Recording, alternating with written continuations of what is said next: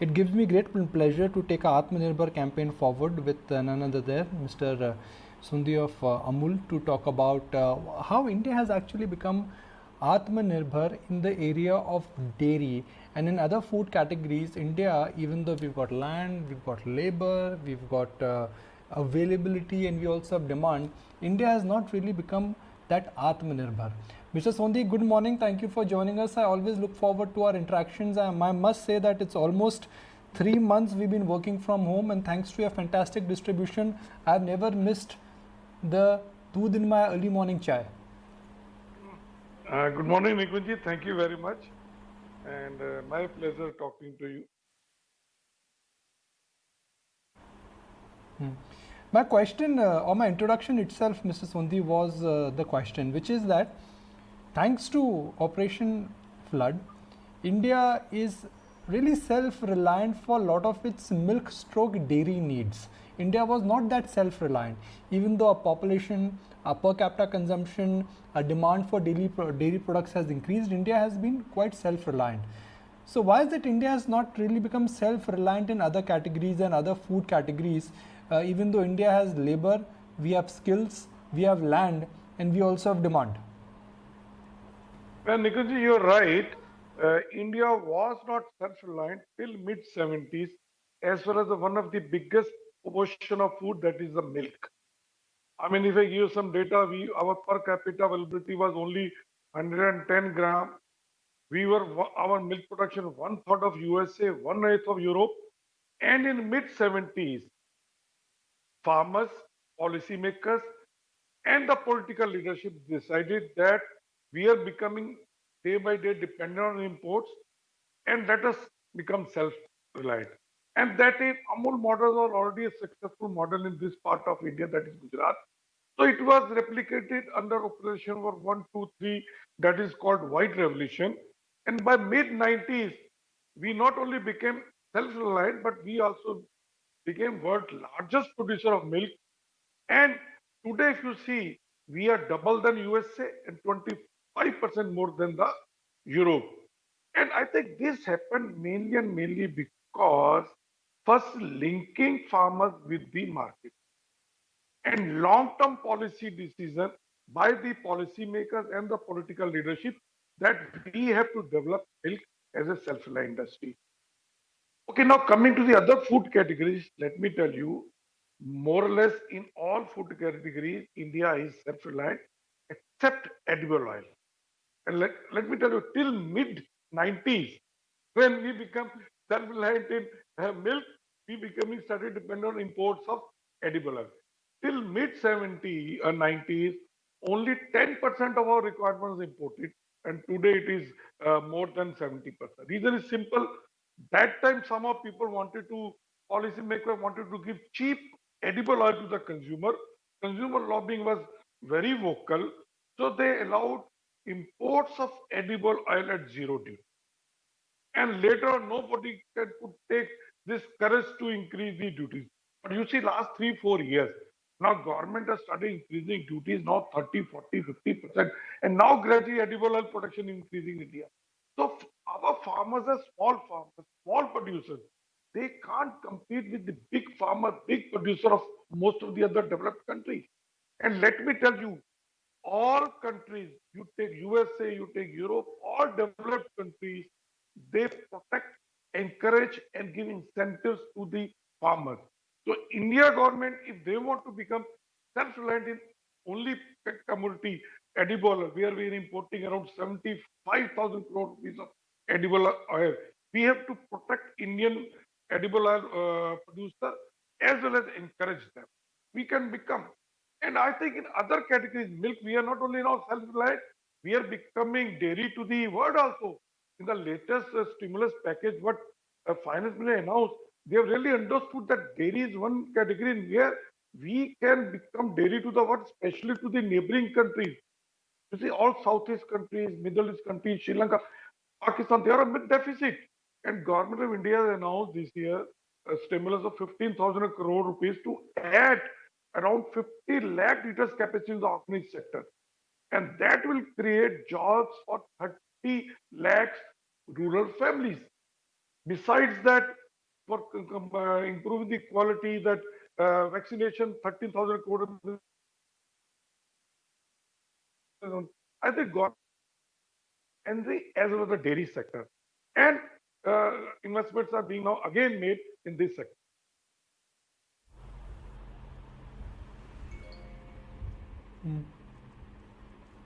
Fair point. Now, India currently still has 80% of the dairy dependence on the unorganized sector. And that's where the challenge is. I mean, the quality of milk, the produce of milk, the consistency of milk and dairy products. How will that get solved? Well, Nikunji, let me tell you, it is not 40% of whatever milk is produced is retained by the farmer in the village. Only 60% is surplus. Out of the 60% surplus, one third is organized, two third is unorganized, and that is why to encourage organized, like I said, Government of India has announced stimulus of 15,000 crore to build supply chain and processing as well as other things.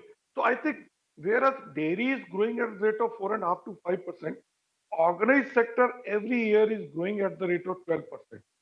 So I think within next 10 years, organized sector will be contributing to the 50% of the surplus milk.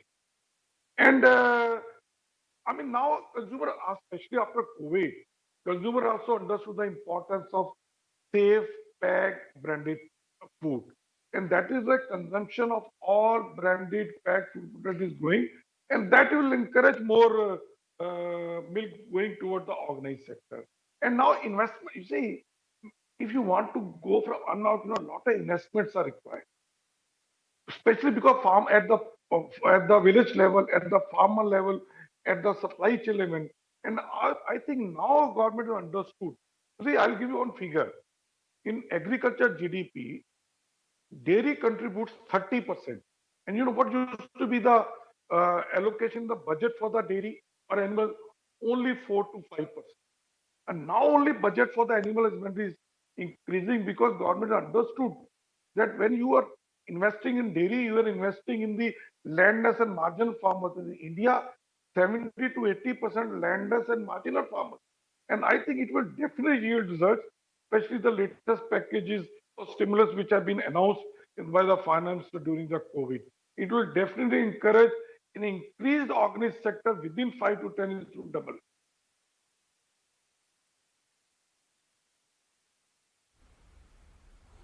Sure, absolutely. Mr. Sondhi, in addition to that, self-reliance is one thing, but the next step is going to be how can the Indian dairy industry actually compete on a global level?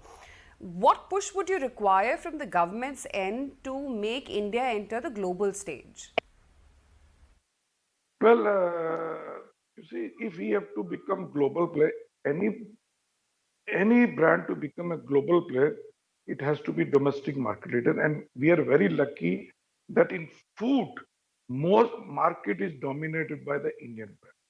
Now, coming to the milk, first thing is you have to see your milk or milk products are considered safe and hygienic.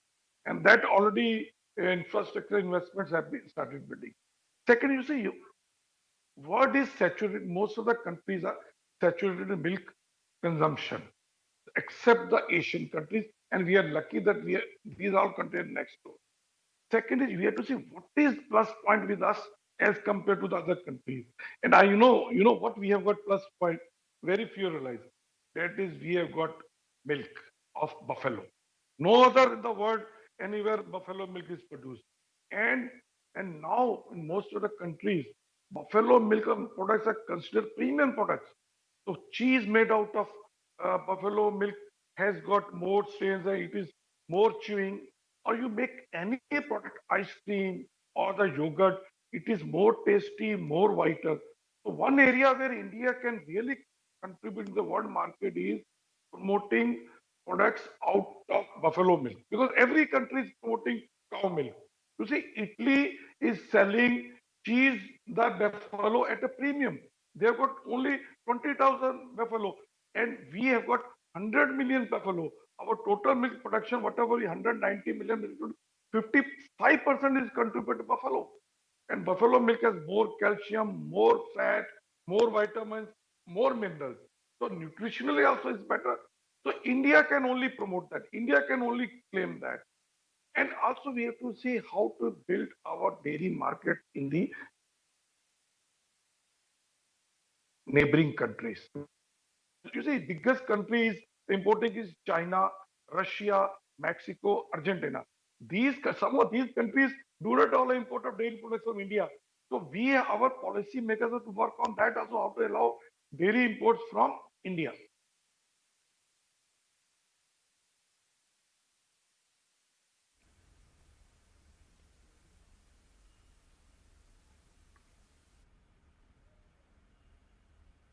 Sure. Okay, we snapped that link. Been pouring heavily in Mumbai. We'll just get back to Mr. Sondhi in just a second right now.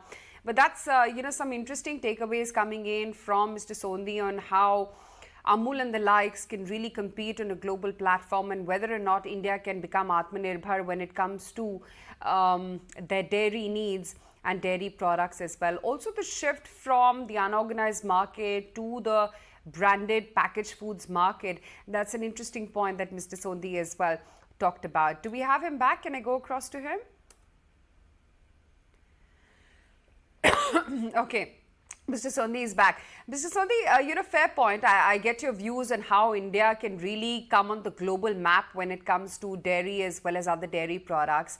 But 5 years from now, where do you see the Amul story going? Because if I look at the dominance of brands, which you talked about as well, Amul clearly is, right on top at the list.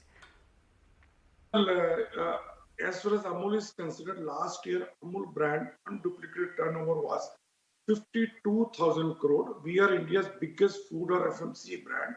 Last 10 years, our CAGR is 17%, which is more than the double than the any Indian FMCG or food player, whether Indian or multinational.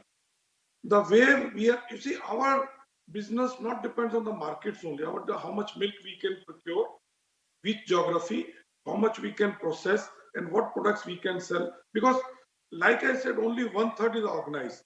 So sky is the limit. So our plan is that if last year was 52,000, in another 5 years, our turnover should cross 1 lakh crore, which we have been doing. I mean, 2010, our turnover was 8,000 crore, and last year it was 52,000. So I don't think next 5 years crossing 1 lakh crore level is going to be difficult. And no doubt we have to add new product because consumer is demanding new products and etc. That we are adding more processing facilities. Every year we invest around 800 crore rupees in new processing facilities. We are adding new markets, new products. So that is a continuous process at Amul, and it will continue.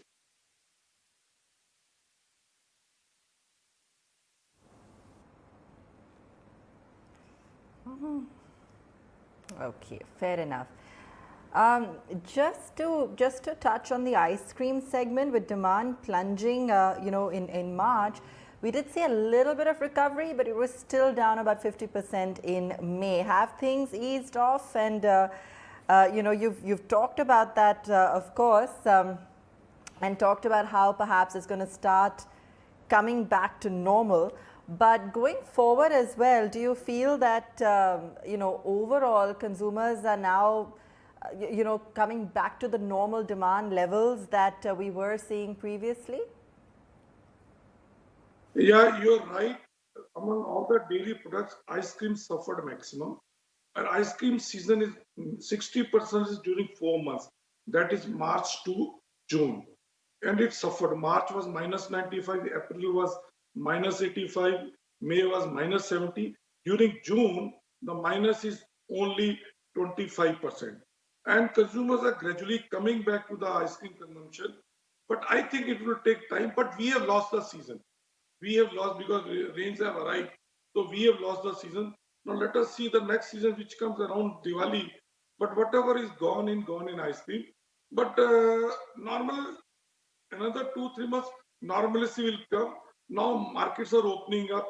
Only thing is HoReCa segment is not open. Marriages or parties are not opening. So that segment is we are losing.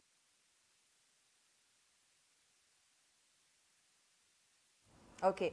the atta business as well. Are you looking at becoming a more broad-based FMCG company, you know, going beyond dairy?